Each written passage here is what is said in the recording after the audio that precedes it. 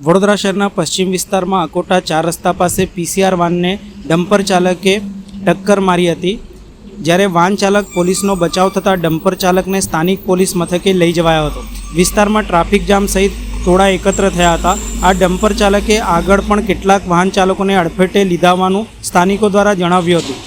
ઉલ્લેખનીય છે કે પશ્ચિમ વિસ્તારમાં અકોટા ગામ નજીક પોલીસની પીસીઆર વાન હતી।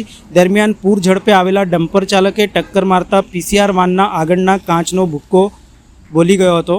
અકસ્માતના પરિણામે વિસ્તારમાં ટ્રાફિક જામ થતાં ઘટના સ્થળે સ્થાનિકોના ટોળા એકત્ર થયા હતા। ટોળાએ જણાવ્યું હતું કે આ ડમ્પર ચાલકે આગળ પણ કેટલાક વાહન ચાલકોને અડફેટે લીધા હતા। પોલીસે ડમ્પર ચાલકને સ્થાનિક પોલીસ મથકે લઈ જઈ બેસાડી દીધો હતો।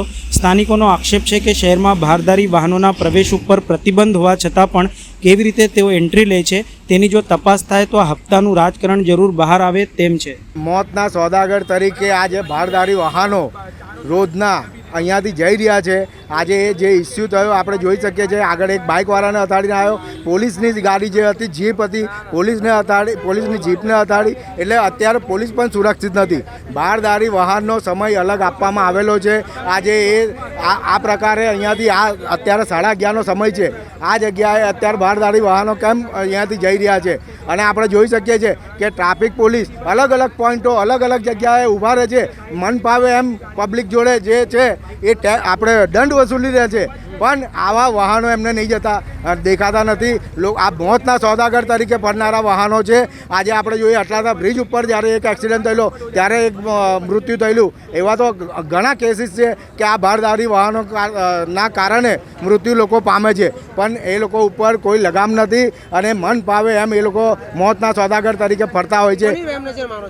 આ એ લોકોની પોલીસની રહેમ નજર છે, વીએમસીની જે ભ્રષ્ટાચાર કરી રહ્યા છે આ લોકોને કટકી મળી રહી છે। બાકી આ ભારદારી વાહનોનો સમય છે જ નહીં। તો અહીંયાથી અત્યારે જ્યારે નાના નાના પુલકાઓ સ્કૂલેથી છૂટતા હોય, આજે કોઈને એક્સિડન્ટ દ્વારા મૃત્યુ પામશે તો એના જવાબદાર કોણ રહેશે?